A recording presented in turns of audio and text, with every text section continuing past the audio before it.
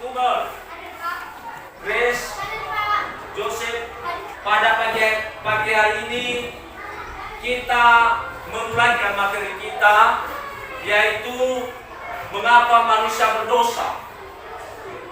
Namun tentu kita harus mengetahui bahwa di dalam materi ini menjadi kompetensi dasar meyakini bahwa manusia berdosa sehingga perlu berdosa. Menunjukkan sikap sebagai orang yang sudah berdosa. Lalu apa yang menjadi indikator pencapaian atau IPK-nya? Yang pertama, menerima bahwa manusia berdosa sehingga perlu bertobat. Yang kedua, menunjukkan sikap memiliki cara hidup manusia. Tentu dalam hal ini maka ada yang menjadi suatu tujuan pembelajaran kita. Yang pertama adalah siswa mampu menjelaskan mengapa manusia berdosa.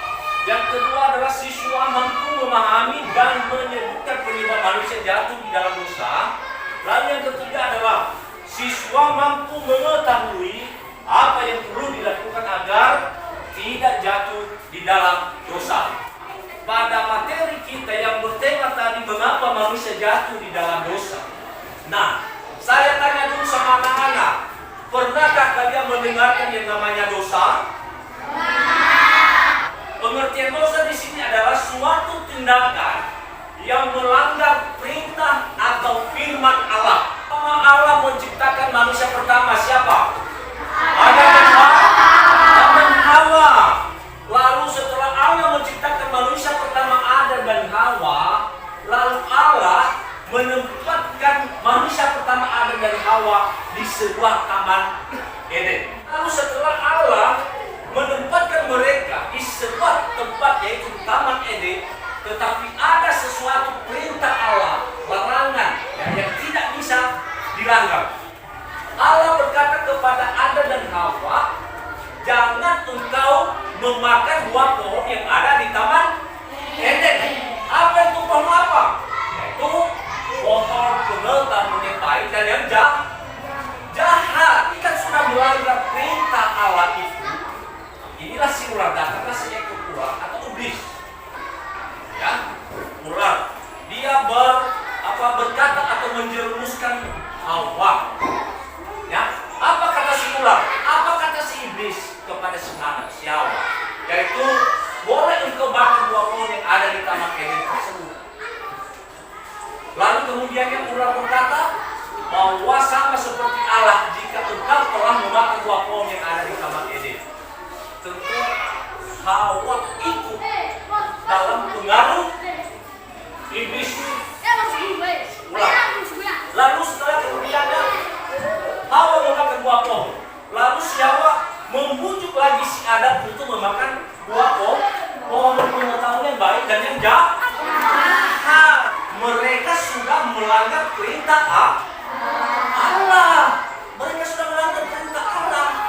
Mereka tidak peduli apa yang Tuhan sampaikan, ya, apa yang Tuhan perintahkan kepada si Adam dan Hawa. Oleh karena si iblis tadi itu membunuh si Hawa. Nah, pertanyaannya sekarang anak-anak, ya, apakah itu Tuhan marah tidak? Ya, dari mana kita tahu bahwa Allah terjadi murka Allah kepada mereka? Ya, yang pertama adalah Allah mengutuk Adam, betul kan? Adam. Yang kedua, Allah juga mengutuk si Hawa. Yang ketiga adalah Allah juga mengutuk yang namanya ular atau si iblis. Ya, iblis. Mengapa demikian? Karena mereka sudah melanggar perintah Allah, kan? Melanggar perintah Allah, maka terjadi murka Allah, maka terjadi amarah Allah itu kepada mereka. Terjadi terputusnya hubungan manusia dengan Tuhan. Kalau kita lihat ya di media kita, Adam diusir Hawa, diusir juga karena berbuat dosa. Semuanya diusir.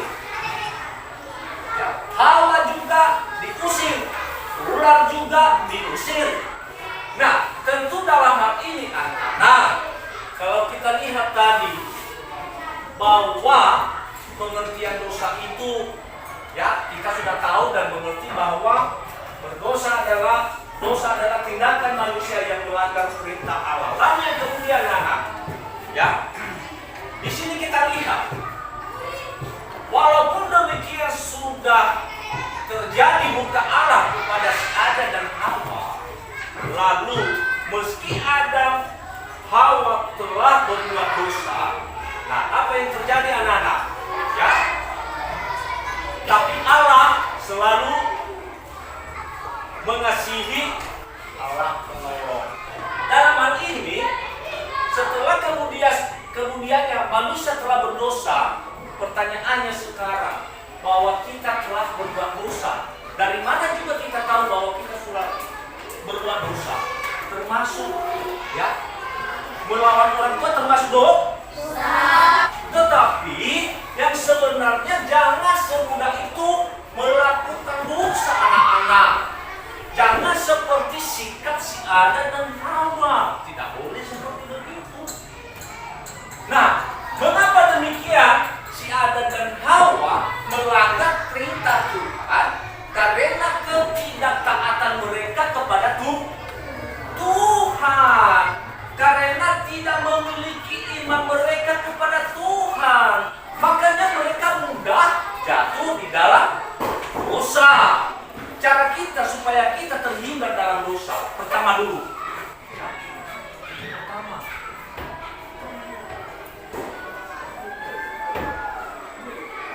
kita sebagai anak-anak Kristen, kita sebagai orang Kristen perlu yang namanya doa.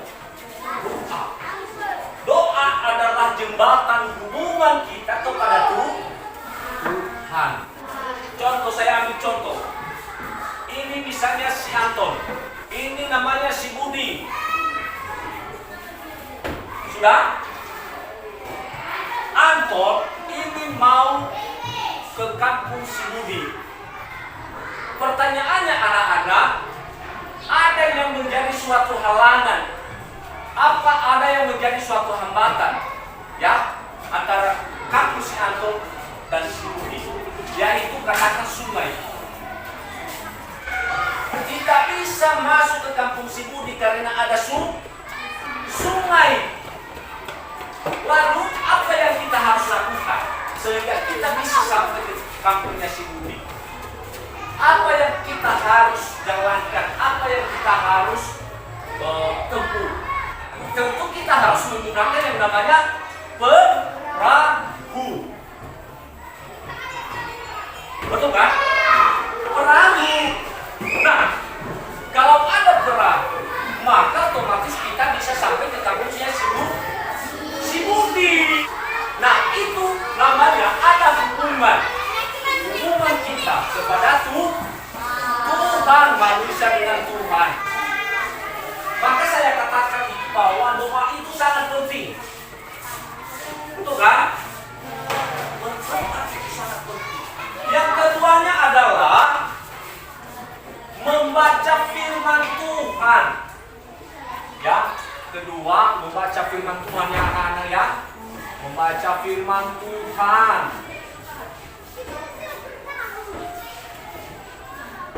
Itu sangat penting anak-anak. Membaca firman Tuhan itu bukan hanya kita asal-asal membaca anak-anak ya. Dengarkan baik-baik. Bukan hanya kita asal ya sudah kalau saya baca firman Tuhan ya biarkan saja di situ. Tetapi membaca firman Tuhan itu adalah bagaimana cara kita meresponi di dalam kehidupan kita agar firman Tuhan itu bermanfaat, agar firman Tuhan itu berbuah. Kalau kita lihat di dalam Galatia pasal yang kelima, ada di situ yang namanya buah-buah roh. Itu itulah orang yang sering membaca firman Tuhan. Lalu setelah dia membaca firman Tuhan meresponinya, lalu muncul yang namanya buah-buah roh yang saya maksudkan. Ada kesabaran, ada mengasihi, ada menolong, ya. Di situ banyak sekali Bapak. Itulah yang sesatunya yang dikehendaki Tuhan. Itulah salah satunya cara kita supaya kita terhindar dalam dosa. Yang ketiga adalah beribadah kepada Tuhan. Nah, itu paling penting anak-anak di dalam kehidupan kita supaya kita bisa terhindar di dalam dosa. Setelah kita sudah mengetahui hal demikian, bahwa Allah telah menciptakan manusia pertama Adam dan Hawa, lalu mereka sudah jatuh di dalam dosa. Setelah mereka sudah jatuh di dalam dosa, maka terputusnya hubungan manusia dengan Allah. Ya, tidak bisa lagi komunikasi. Ya, tidak bisa. Karena apa? Karena mereka sudah melanggar perintah Tuhan. Nah, tentu dalam hal ini anak-anak, bagaimana usaha kita? Bagaimana cara kita supaya kita bisa terhindar dalam perbuatan jahat? Bisa kita terhindar dalam suatu dosa. Karena dosa itu Tuhan tidak senang terhadap orang-orang yang berdosa. Hari ini ada yang mau bertanya, anak? Ya, silakan anak. Apa pengertian dosa, Pak? Ya, bagus sekali pertanyaannya.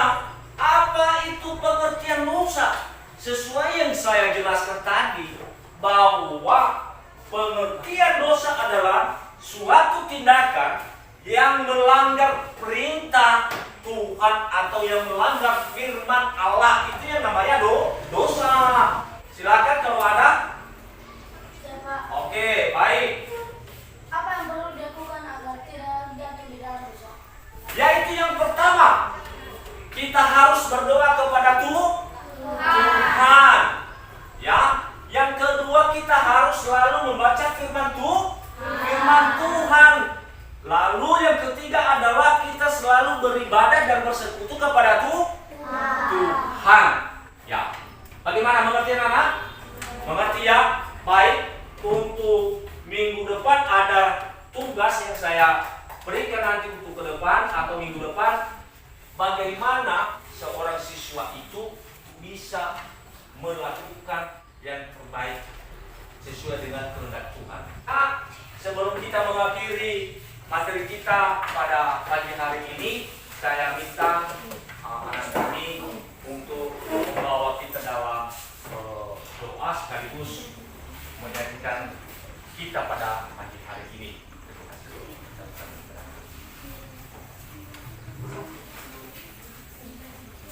Ku mau cinta Yesus selamanya. Ku mau cinta Yesus selamanya. Meskipun badai sering berganti dalam hidupku, ku tetap cinta Yesus selamanya. Mari kita berdoa. Tuhan berkati kami, Tuhan kenal sisa lagi kami akan merawat. Amin. Amin. Selamat